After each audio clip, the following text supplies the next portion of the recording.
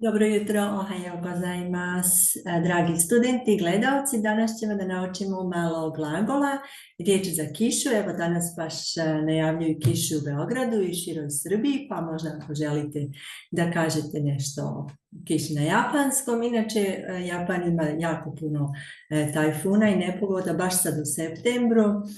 I naravno, kao što znate, ima dosta i zemljotresa jer sedi baš na 4 tektonske ploče, tako da je slično, na primjer, zemljama kao u Indoneziji. Mislim da Iran, Turska isto ima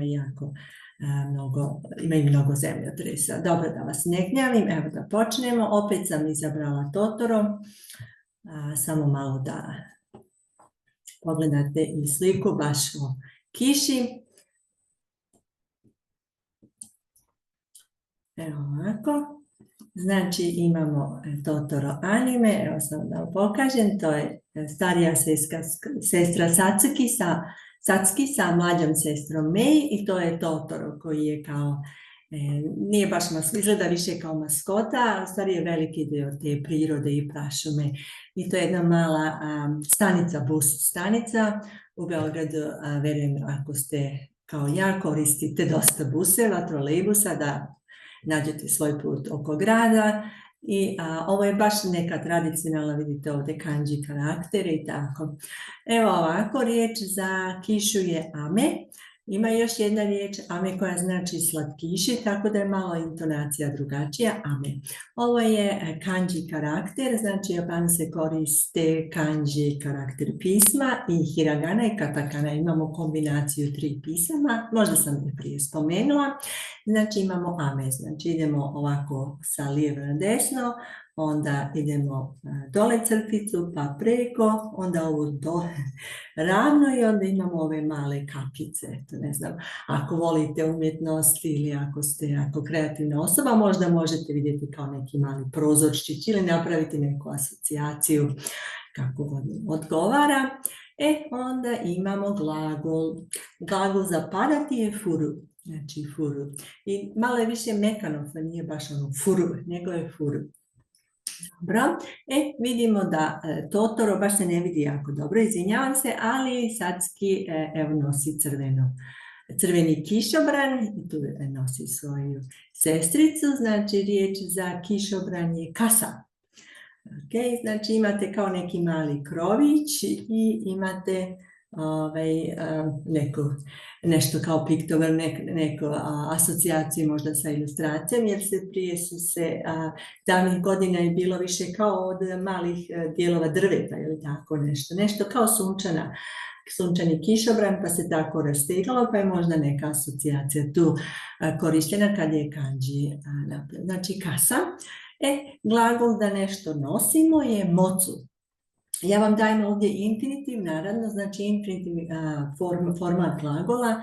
Infinitiv je nešto što nađete u rečniku ili kad googlate ili kako već, a poslije ću vam dati primjerke rečenica da vidite kako to izgleda. Znači imamo mocu i imamo ovdje riječ za stanicu što je eki. Naravno za bus stanicu možemo reći basute, postoji još jedna druga riječ, ali riječ eki je onako više stanica i uopšteno može biti i trolejbus i bus i voz i tako. Tako da vam dajemo ovu riječ eki.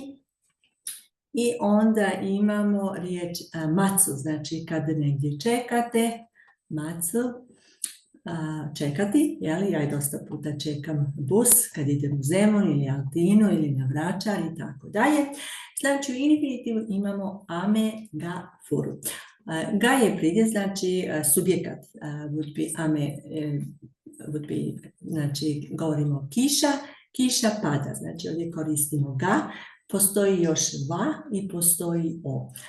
Samo da vam kažem jednostavno značenje, znači ame ga furu. Znači it rains ili pada kiša u infinitivu. Ako baš sad želimo da kažemo da baš trenutno sad kiša pada, nadam se da ne pada napolju, onda koristimo te formu glagola ame ga futte iru ili futte imasu u malo produženo ili malo više formalnom glagolu, znači it's raining right now, znači baš sad trenutno pada kiša. I ovo je zanimljivo, Satsuki nosi ovdje ovako velike gumene čizme i baš i ja kad sam bila u Japanu, tamo sam živjela duže vrijeme, dosta puta baš sam nosila ovako, iako je napolje jako vruće i spadno, možda kao sinoć, to je bilo u Zemunu, dosta puta sam nosila ovako neki šorc ili kraću suknju ili bilo šta i onda sam nosila isto tako ovako čizme, neke gumene čizme jer jako bude jako mnogo vode i kad se hoda na ulici, tako da je stvarno dobro imati neke čizmice za jun, jul ili za septembar. Kišna sezona ili rainy season je većinom bude jun i početak jula, ali isto u septembru imamo dosta tajfuna i tako dosta tih vremenskih nepogoda. Možda ste gledali, bilo je baš prošle sedmice na RTS-u. Znači, ame ga futeiru, it's raining, znači pada kiša baš sad, u tom smislu. Onda smo imali kasa o mocu, znači to hold an umbrella na engleskom, znači nositi kišobran, to je taj infinitiv. Ako baš sad želimo reći da Satsuki nosi kišobran, naravno i Totoro ga nosi, ali evo da se fokusiramo na Satsuki. Onda ovdje sam stavila njeno ime u hiragani, na hiragani, možda je tako lakše, postoji i kanji za njeno ime, no nije važno, znači Satsuki wa, imali smo ovdje ga, ame ga, imamo još jedan pridjev wa, isto za subjekat se koristi, puno više u stvari nego ga. Satsuki wa, kasa u, kad imamo nešto, kad nešto nosimo, onda koristimo dosta ovaj pridjev o, kasa u motte iru. Znači, Satsuki is holding an umbrella na engleskom ili na srpskom, znači Satsuki drži kišobran. I onda oni čekaju na stanici, znači infinitiv je wait at the station, čekati na stanici, eki de matsu. Eki de matsu. Inače, ova lijeva strana ovog karaktera ili kanji karaktera za eki je u stvari karakter za konja. Tako da davnih godina, kad je kanji prešao, ili kako se kaže na engleskom, adopted, kao usvojen iz Kine kada je došao u Japan. U to vrijeme vjerujem da je bilo dosta konja i da su se konji koristili za neku formu prevoza, putovanja, tako da još uvijek imamo taj dio ovdje za konja. Možda je zanimljivo za neke koje vole pismo da uče, kanji pismo, znači eki de matsu piše. I onda ako želimo da kažu da baš sad oni čekaju kao right now, waiting, we are waiting at the station, mi sad čekamo na stanici, eki de mateiru, znači to je ta te forma glagola. Evo da mi još jednom ponovim, znači ame ga furu, znači it rains, pada kiša, to je infinitiv, glagol furu, ili pada baš sad trenutno, ame ga futeiru. I oni nose kišobran, možda ćemo i mi danas da nosimo, kasa o mocu. Ili, ako ubacimo vaši subjekat, još jedan Satsuki wa, kasa o moteiru. Znači, Satsuki drži kišobran. Baš sad, jel? I onda imamo eki de matsu, znači čekati na stanici, ili baš sad čekamo tebe ili nekoga na stanici, eki de mateiru.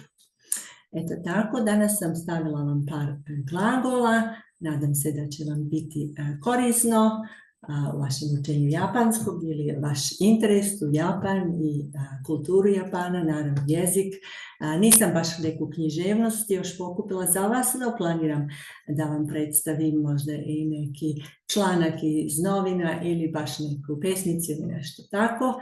Nadam se da vam je edukativno i da ste nešto naučili. Inače, ja sam živjela dugo vrijeme u inostranstvu, pa nekad srpski malo pogriješim, no nadam se da se razumijemo. Hvala lijepo, arigatou gozaimasu, domo.